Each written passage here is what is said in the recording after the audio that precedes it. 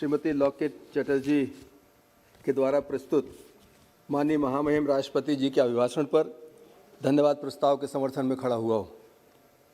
सभापति महोदय, सबसे पहले तो मैं वैश्विक महामारी कोरोना, जिस पर पूरे सदन ने बहुत विस्तार से चर्चा की, बहुत लंबी बात न करते हुए मैं केवल इस महामारी के संकट में इस देश में जिस तरह हमारे स्वास्थ्य कर्मियों ने, सुरक्षा करने वाले लोगों ने, सफाई कर्मियों ने आगे बढ़कर हिंदुस्तान को बचाने का काम किया है, मैं उनका अभिनंदन करता हूं।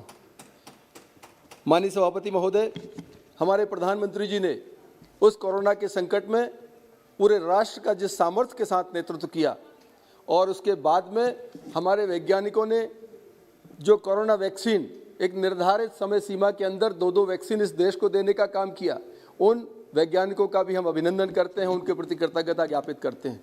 हमारे प्रधानमंत्री जी के नेतृत्व में विश्व का सबसे बड़ा वैक्सीनेशन प्रोग्राम चल रहा है और आज की तारीख तक लगभग 60,000 वैक्सीनेशन इस देश में हुए हैं। माननीय सभापति महोदय, ये कोरोना का संकट इस बात का प्रमाण है कि हमारे देश में प्रधानमंत्री जी के नेतृत्व जिस तरह काम हुआ है, आज हम शायद दुनिया में इतने बड़े 135 करोड़ की आबादी में आज के दिन केवल 84 व्यक्तियों की इस बीमारी से मौत हुई है, इस बात का संकेत देती है कि हम कहीं ना कहीं कोरोना के संकट पर विजय प्राप्त करने जा रहे हैं। सभापति महोदय, देश की जीवन मूल्य रेखा हमारी सरकार की पहली प्राथमिकता है।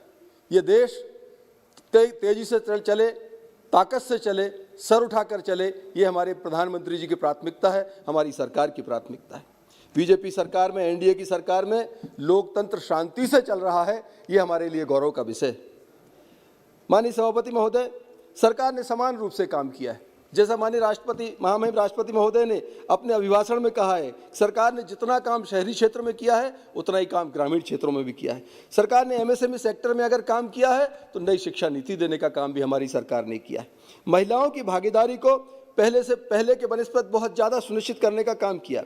हमारी महिला साथी अगर फाइटर प्लेन उड़ा रही हैं तो आर्मी और पुलिस के अंदर भी उनकी भूमिका बढ़ी है। माननीय सभापति महोदय, अंडरग्राउंड माइंस के अंदर भी हमारी महिला साथी काम कर रही हैं। तो हिंदुस्तान में हमारी सरकार ने वन स्टॉप सेंटर, अपराधियों का राष्ट्रीय database, emergency response support system और देश भर में फास्ट ट्रैक कोर्ट बनाकर महिलाओं के खिलाफ होने वाले अत्याचारों पर रोक लगाने का तेजी से काम किया है।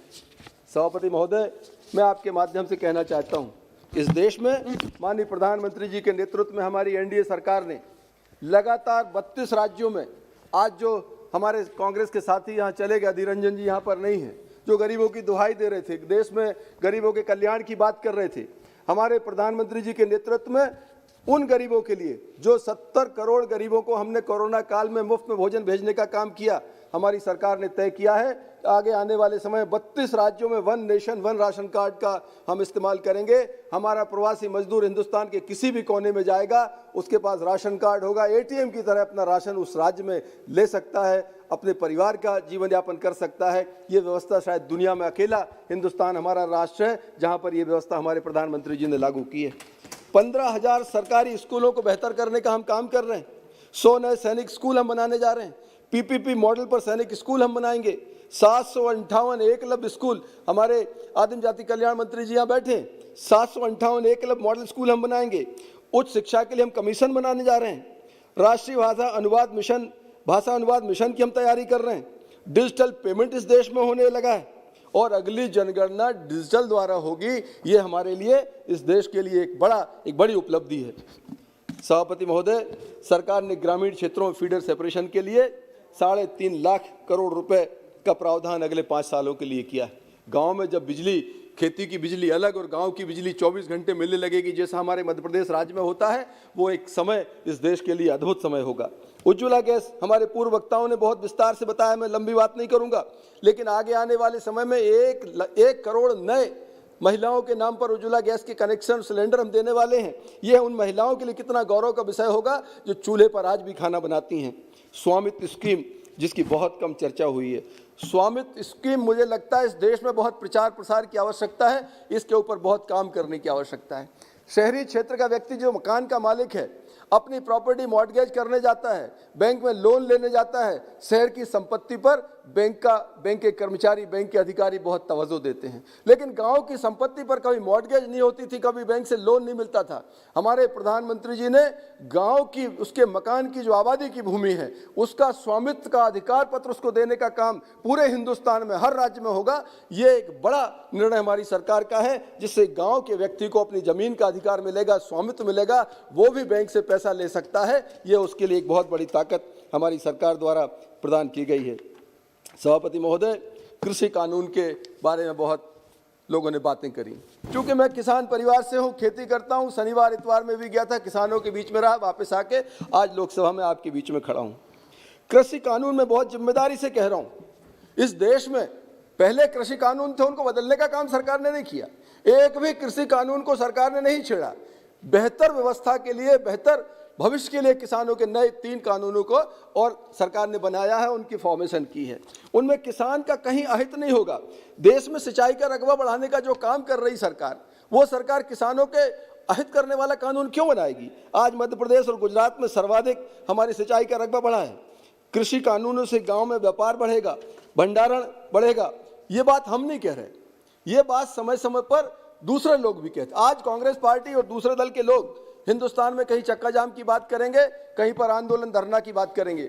मैं आपके माध्यम से स्मरण कराना चाहता हूं कि 15 जून 1919 को एक हमारे नीति आयोग ने एक डिस्कशन के बाद में एक reforms related agriculture in the 5th governing council of NITI Aayog, it was decided that the high powered committee of chief ministers will be constituted by the states to implement various reforms and know the intent of the state.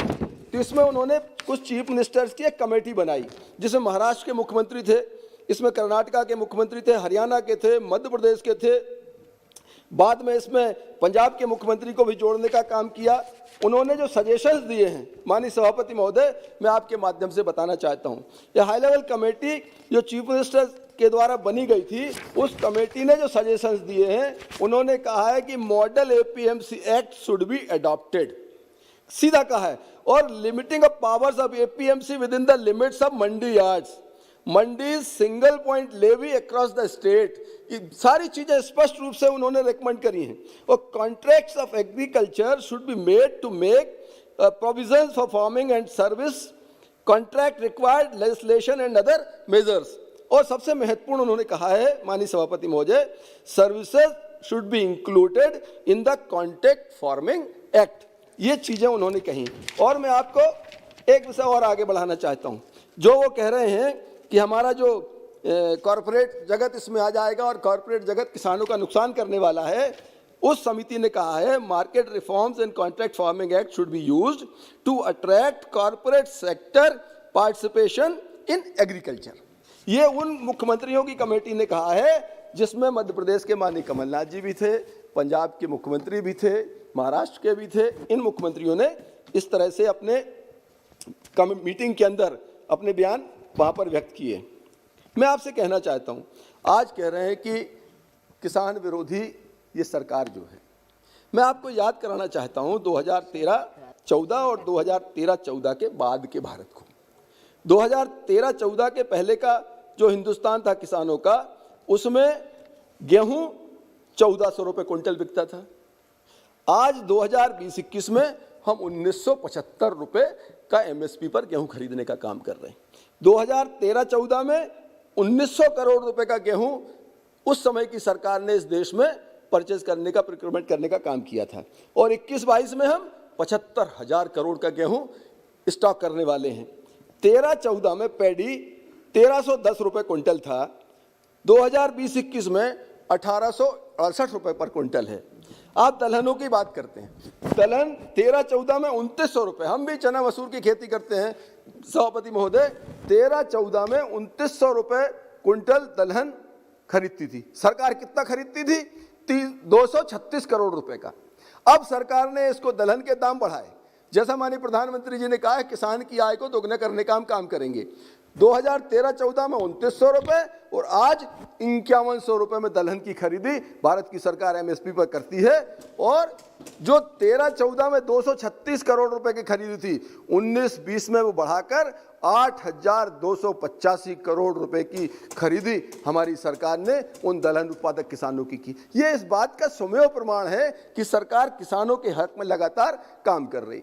अब जहां तक पंजाब के पेट में दर्द होने का सवाल, पंजाब के किसानों के पेट में दर्द नहीं, मैं भी हजारों किसानों को जानता हूं, वहां पर जो बीच में काम करने वाले लोग हैं, मंडी और किसान के बीच में, उनके पेट में दर्द। अब मंडी टैक्स देखिए आप, पंजाब के अंदर मंडी टैक्स है 8.5%। हिंदुस्तान में सबसे ज्यादा मंडी टैक्स अगर कहीं लगता है तो पंजाब के अंदर लगता है। हरियाणा में अलग है, राजस्थान में 5%, कर्नाटक में 1.5%, मध्य प्रदेश में 0.5%, गुजरात में 0.5% टू 1.25%। सबसे कम टैक्स जो है हमारे भारतीय जनता पार्टी शासित रूरल स्टेट्स में मंडी टैक्स लगता है। एक तरफ ये बात करते हैं किसानों के कल्याण की, दूसरी तरफ मंडी टैक्स लेंगे 8.5%, हिंदुस्तान में सबसे ज्यादा। दो तरह की बातें सभापति महोदय इस देश में नहीं चल सकती। अब कॉन्ट्रैक्ट फार्मिंग की बात करते हैं। सारे किसान यहाँ बैठे हैं, आदरणीय जगदम्बिका पाल जी ने बहुत विस्तार से बात रखी। कॉन्ट्रैक्ट फार्मिंग हमेशा से पहले किसान से कांटेक्ट करता था, उसको सिकमी, बटाई, 3 बटाई हम देसी भाषा में कहते थे। पहले हिंदुस्तान में अगर आपने किसी को जमीन दी सिकमी बटाई पर और पटवारी ने कैफियत में कब्जा, जिसने सिकमी ली है उसका नाम लिख दिया, अगर 4 साल लगातार उस कैफियत में उस व्यक्ति का नाम लिख जाता था, वो जमीन उसकी हो जाती थी। हमारी सरकार ने यह प्रावधान किया है कि किसान के ऊपर छोड़ा है, कांटेक्ट करना है नहीं करना, ये ऐच्छिक है, कोई दबाव नहीं। अगर किसान कॉन्ट्रैक्ट फार्मिंग करता है, इसके बाद में भी किसी से अनुबंध करे, उस अनुबंधकर्ता का नाम जमीन पर कभी दर्ज नहीं होगा। ये हमारी सरकार ने स्पष्ट रूप से कानून के अंदर प्रावधान किया है। पहले जो प्रावधान था उसको समाप्त करके किसान का अधिकार सुरक्षित करने का काम हमारी सरकार ने किया। माननीय सभापति महोदय, सबसे महत्वपूर्ण यह है कि जो कहते हैं कॉन्ट्रैक्ट कर लिया, व्यापारी आकर, जो कॉर्पोरेट वर्ल्ड का आदमी है वो आकर वहां कब्जा कर लेगा। सबसे पहली बात तो कॉन्ट्रैक्ट किसान करेगा क्यों? कानून में कहीं प्रावधान नहीं कि आपको कॉन्ट्रैक्ट करना है। किसान कॉन्ट्रैक्ट करेगा क्यों? अगर उसने अनुबंध किया है तो उसके पास ये अधिकार रहता है, किसान अनुबंध कभी भी समाप्त कर सकता है। किसान 2 साल के बाद उसे लगे कि उससे गलती हुई है, उसने घाटे का काम किया, अनुबंध समाप्त कर सकता है। कॉन्टैक्ट करता है, अनुबंध समाप्त नहीं कर सकता कभी। अगर कोई विसंगति आती है, एसडीएम का न्यायालय, हमारे कानून में स्पष्ट प्रावधान है, अनुभागीय अधिकारी के न्यायालय में उस केस का फैसला होगा। अनुभागीय अधिकारी किसान के पक्ष में तो निर्णय दे सकता है, किसान के खिलाफ निर्णय नहीं दे सकता। ये भी हमारी सरकार ने, हमारी इसी से लोकसभा ने उस कानून में पूरी ताकत के साथ ये प्रावधान करके रखा है। मैं 2-3-4 मिनट में समाप्त करूंगा, क्योंकि कृषि के ऊपर सभापति महोदय बड़ा महत्वपूर्ण विषय है। वो पूरे हिंदुस्तान में आग लगाने का काम चल रहा है। इस पर हमको कहीं ना कहीं चीजें स्पष्ट करनी चाहिए पड़ेंगी, क्योंकि किसान को बरगलाने का काम इस देश में हो रहा है। जबकि मैं बहुत जिम्मेदारी से कह रहा हूं, मैं बहुत इस अगस्त हाउस के अंदर बहुत जिम्मेदारी से कह रहा हूं, किसान के मन में इस देश में कोई भ्रांति नहीं है, किसान के मन में कोई संदेह नहीं है। केवल बिचौलिए और कुछ राजनीतिक दल उसको भटकाव करने का काम कर रहे हैं। इसको बहुत स्पष्टता के साथ इसको हमको नकारना पड़ेगा। आज एमएसपी पर खरीद और भंडारण की बात चलती है कि भंडारण जो आपने असीमित भंडारण के पावर्स दे दिए व्यापारी को। आप कल्पना करिए, अगर एमएसपी पर खरीदी चल रही है, 5100 रुपए में एमएसपी में सरकार दलहन खरीदी का काम कर रही, और वहां पर व्यापारी को भंडारण भी करना है। अगर व्यापारी को भंडारण करना है, स्वाभाविक रूप से उसे एमएसपी के ऊपर जाके खरीदना पड़ेगा। अगर एमएसपी के ऊपर खरीदेगा तभी तो वो असीमित भंडारण करेगा। और मैं तो चाहता हूं व्यापारी असीमित भंडारण करे, एमएसपी के ऊपर खरीदे, किसान का माल हर हाल में एमएसपी के ऊपर बिके। ये सरकार की और इस देश के किसानों की इच्छा रहती है।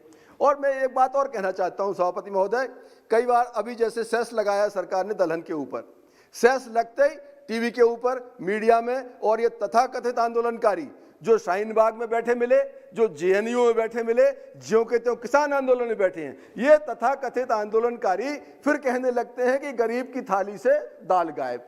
अनाज महंगा होता है तो थाली से दाल गायब, सस्ता होता है तो कहते किसान पर कुठाराघात। तो इनको तय करना पड़ेगा ये किसके साथ हैं, किसान के साथ हैं या किसान के विरोध में हैं।